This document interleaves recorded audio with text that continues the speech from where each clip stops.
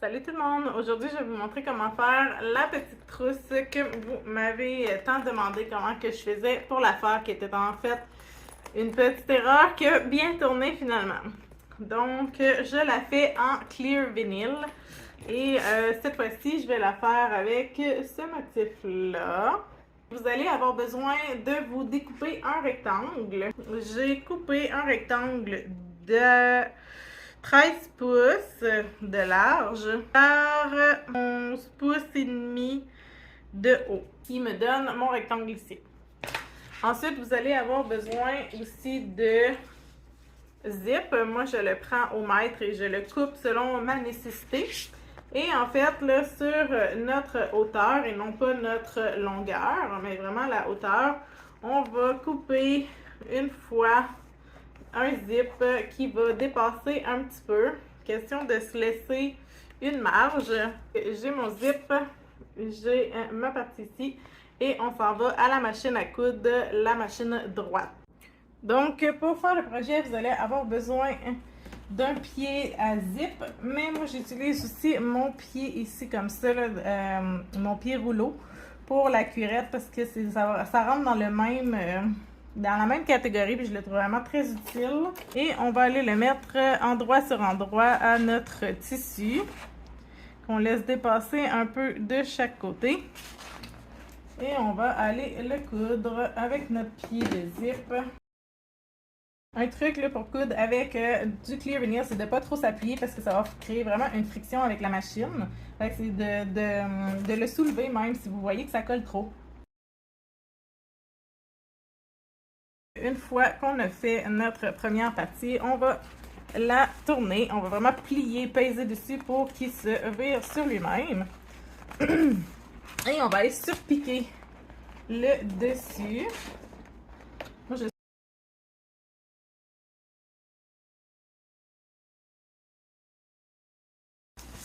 Donc, j'ai surpiqué mon projet. Et on va aller le plier sur lui-même pour pouvoir coudre le zip de l'autre côté. Fait qu'on le met égal. Et encore avec notre pied de zip.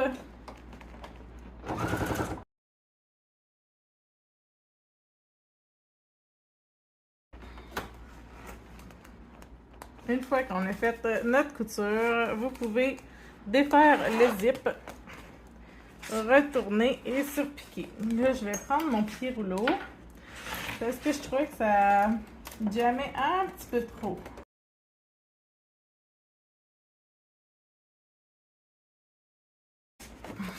Et voilà. Donc, j'ai mes deux côtés de fait et on va aller poser notre zip.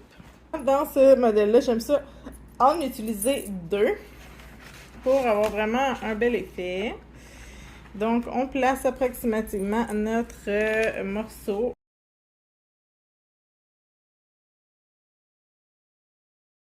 Donc, une fois qu'on a mis nos zippers, on va la tourner de bord.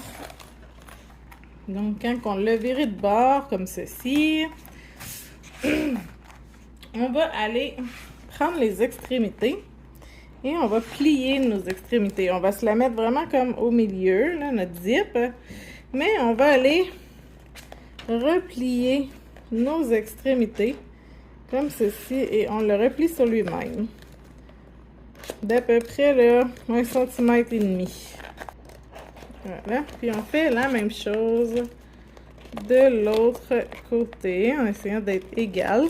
Voilà, fait qu'on a les deux côtés comme ça de fait.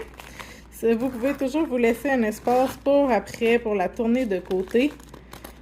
Ça va être plus facile. Et on va aller coudre ici et coudre ici.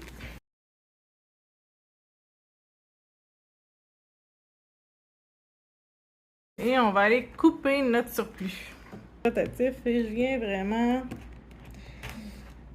plus proche de ma couture. Même chose de l'autre côté.